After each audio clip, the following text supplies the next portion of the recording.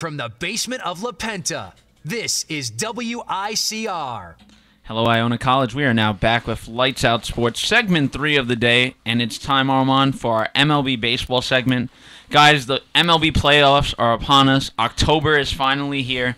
And, we had over the weekend a lot of teams finally clinching for the playoffs. The New York Mets, Armand, for the first time since 2006, are your NL East champions, beating out the Washington Nationals this year. And, they beat the Cincinnati Reds on Saturday, 10-2 to close it out. And, just a great thing for this New York Mets team. Such a young team. I'm reading the newspaper today, and I'm looking at the article, and they're like, look at the Mets team where they were in 2006. Look at some of the players now where they were in 2006. And a lot of these young guys, you look back, they're in high school and stuff. And just a great experience. The captain, David Wright, so great, so happy to see him finally back there. The guy deserves it. And this Mets team, we can only hope they put in work. They're going to be matched up versus the LA Dodgers in the first round. And, it's going to be a shootout of who has the best pitching staff. That's how it's going to come down to. Which pitching staff is going to let up. And, I like the New York Mets in this one. Hopefully they could catch home field advantage. If LA gets home field advantage, I see LA taking it. But the Mets, I think they're going to give LA a run for their money. I think so, too, because as we said before, LA is not as good as they are in the regular season in the playoffs. Mm-hmm. As we've seen in the past, I think the Mets have a shot. I definitely tell you this is going 5 games. Oh, it most definitely will, especially with Greinke and Kershaw. You could get Greinke to pitch at least 2 games in that series. I think that's I think the Harvey pitch count's really going to come back and haunt them. I know we always talk about this, but that's the big issue here. You have to hear this now. Now he's saying that he doesn't mind throwing innings come the postseason. So why bring up that whole drama and everything, and now you're okay with it? You know why? Because he's really not Batman. He's Bane. He's Harvey Dent. He's Two-Faced. He's Harvey Dent. There you go. He decides halfway in the year, I'm going to do this, and then the other half, I'm just going to call it quits. He's Harvey Dent. He's Two-Faced. Now, Armand, going into the playoffs, who do you have right now as your favorite team heading in? Because right now, I'm sold on the Toronto Blue Jays. Not pitching-wise. Hitting-wise, hitting major league home runs, blasting 223 so far this year, this team. We look at Russell Martins has hit over 20 home runs.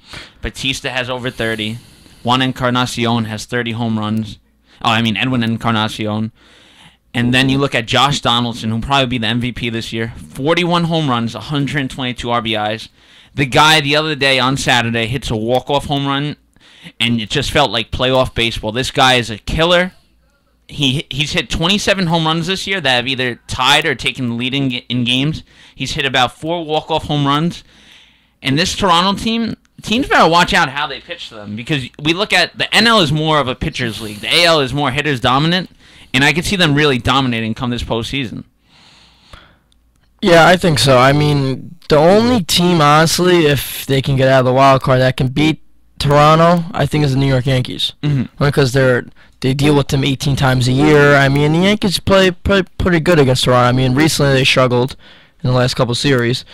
But I don't think the Royals can keep up with Toronto, although they've been hitting better lately with Kenji Morales. Well, with the Royals, the situation you have to look at is with Johnny Cueto, who he kind of lost his touch ever since the trade from the Reds to there. Yeah, they're pitching drop in velocity, a change in his pitching. Ventura, who was their opening day starter, was sent down to AAA at one point this season. He's come up. He's still very inconsistent with an ERA over 4.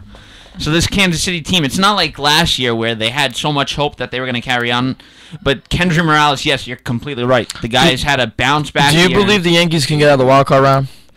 I think it depends who they play. If they play Anaheim, yes. If they play Houston, no, because the Yankees cannot hit Keuchel. Well, here's the thing. Right now, it could be... Yeah, you look at it, I'm kind of hoping Anaheim. It has to be Anaheim, Rob. Well, here's the thing with Keuchel. He's undefeated when he pitches at home, so you kind of wonder how he'll be at Yankee Stadium. I'm pretty sure when he played the Yankees last month, he gave up 1 or 2 hits with 13 Ks. Oh, okay. Around that range. We'll take the Angels. A complete game almost. I'll take Garrett Richards or... Jared Weaver, Garrett Richards. The Yankees hit them. I know A-Rod does. A-Rod loves playing Anaheim. It'd be a decent series. I'm looking at it now. I was thinking, the Texas Rangers might be that wild card team, but they're in first place at the moment, and they've been on a hot streak too. They would be potentially lined up versus Kansas City, which I think Texas could actually take that series. It's going to be tough. Going now to the NL side, Armand, because we've been talking about it. Me and my friends have been talking about it. The NL Central was just crazy this year. St. Louis Cardinals have been phenomenal. They lose Adam Wainwright at the start of the year, and the team just found a way to keep going. He's coming back in the postseason. He's pitching as a reliever. They'll find a way to the World Series. They always do. But the thing is, Chicago Cubs. I am sold on this team. Jake Arrieta the other night picking up his 21st win of the year. He had a perfect game going through 6 innings. I kind of blame myself as a jinx of that because when I was watching the game, I started calling people and telling them he had a perfect game. But, this Cubs team, I see them doing damage. I've looked at their stats of pitching. John Lester really didn't have a decent year. Jason Hamels, like their number 3 behind that. You have wouldn't Arrieta pitch the opening the 1-game elimination wild card game against Pittsburgh? So who would pitch for Pittsburgh? Garrett Cole. I'm just sold on them. I think Arrieta even hit a home run off them. Oh, you know what? The Pirates would go. They probably will go Cole, but you could also throw Burnett in a situation like that. Say you need. Well, I'll tell you this, since both, even with the Yankees, and if they play the Astros, the Angels, and the Cubs and the Pirates, every pitcher will be available in that game. That's a 1-game elimination. Everyone's playing, everyone's hitting. You know what I mean? Yeah.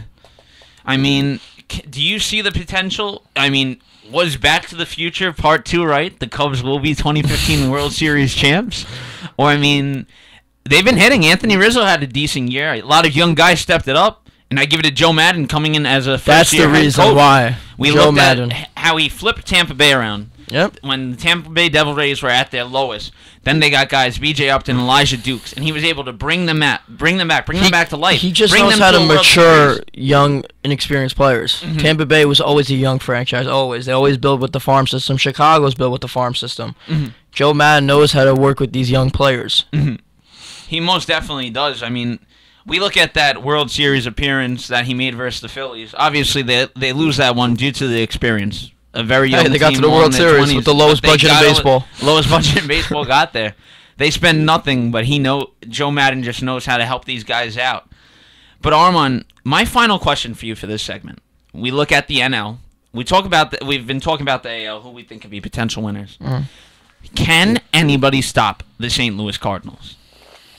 Well, definitely not the Dodgers. Definitely not the Mets, because the Mets can't beat St. Louis in the regular season.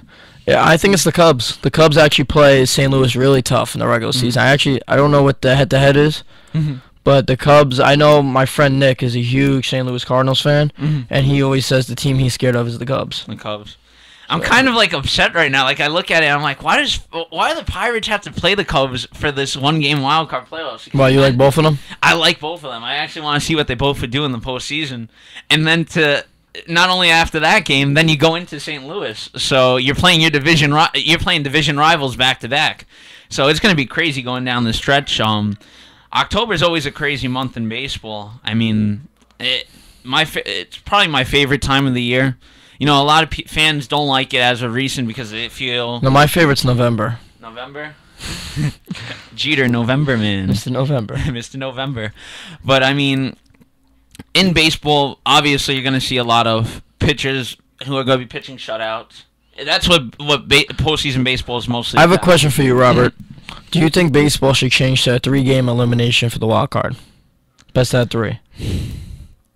I know they were talking about did you hear about that report? They're talking about it? No, I didn't hear about it. The MLB was talking about that in a couple of years from now or next year, whatever. It would be nice, the 3-game playoff, but then you look at it, say, I fall into that 0-2 hole early. I don't have my ace isn't available for that 3rd game. That's the only thing I would be worried about. Well, you'd already be eliminated if you're down 0-2, Rob. Oh, yeah. No, but say it's 1-1, and say right now I threw Clayton Kershaw. He pitches 9 innings in game 1. We win 1-0. We lose 7-1 the next game with Zach Greinke on the mound. I would want Clayton Kershaw to pitch, but obviously I won't be able to have. The only thing I wouldn't like about that, I guess, it would kind of drain them out for the next series. Because then after that, you have to go play a 5-game series in the opening divisional round against the best team in that conference. There's only one pitcher I know that could probably deal with that, and that is Mr. Madison Bumgarner. Yeah, well, who'll be waiting for 2016. He went out of his mind. I still don't know to this day how he did that.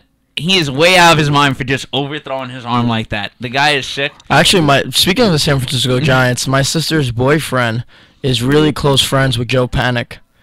And I think she's going to a wedding, and Buster Posey's going to be there, and all Bumgarner, all of them are going to be there. So that'll be pretty cool. I was like, Kelly, give me a sign. Baseball or something. Give me that autograph. Yeah. Buster Posey, best catcher in baseball. Yeah. Yeah, I mean, it's such a surprise that... Well, you know, it's kind of not a surprise that they didn't make the playoffs, the Giants, because the Giants are that team who it's like every 2 years we'll make it to the postseason, we'll win a World Series. Who cares? So, I mean... I'm kind of upset, though, that they failed to make it, especially the fact that it's Tim Hudson's last year in baseball. Tim Hudson, one of my favorite pitchers, dating back to his time in Oakland with Mark Mulder and Barry Zito, where the guys were just unhittable. But the Giants, what a big loss for them this year. I mean, they bring in Madison Bumgarner come late July, early August. He put up some decent numbers, but the team just doesn't have that offensive player in the lineup that... I mean, a lot of AL teams have that blast. Look at the Mariners and the Nationals. They were predicted to play each other in the World Series. Oh, the Nationals. Yeah, until you trade for the cancer in baseball, Jonathan Papelbon. What an exciting dugout brawl, right? It's like, you know what? I'm just going to grab Bryce Harper by the throat and just go and attack him. Let me just attack the MVP in baseball, the guy who... Do you see how many people jumped on Bryce Harper for protection? They're like, that's the MVP! You can't hit the MVP. But, you know, I'm hearing a lot of reports regarding that Bryce Harper is just really into himself, so it was just coming to him. That it was eventually going to happen. Bryce Harper is really into himself in baseball, very self-conceited. I heard stuff about that. I really hope he isn't because he's one of my favorite ball players. But, I mean, Jonathan... he cares a lot about his hair. I mean, he's a good-looking guy, though, but, yeah. You talk about that Nationals team. Before they traded for Jonathan Papelbon, they were in first place in the NL East. They trade for him. They let the Mets catch up. And not only do they do that, Drew Story's removed from the closer role. And the guy just couldn't get into any mode. And he's given up runs. I think his ERA went up to over 3. And, I mean, it's very sad for them. And Matt Williams is probably on his way out. But we just got into MLB Playoffs with you guys. It's going to be very exciting. We got about a week and a half. And it's going to be crazy going down the stretch. This is it for Lights Out Sports for today. Terrence had to leave a little bit earlier today, but I'm your host, Rob Boncardo. I'm Armand Mario. And we'll be back next Tuesday at 12 in the basement of La Penta. You guys have a great week. You're listening to WICR, Iona College Radio. Every decision I've ever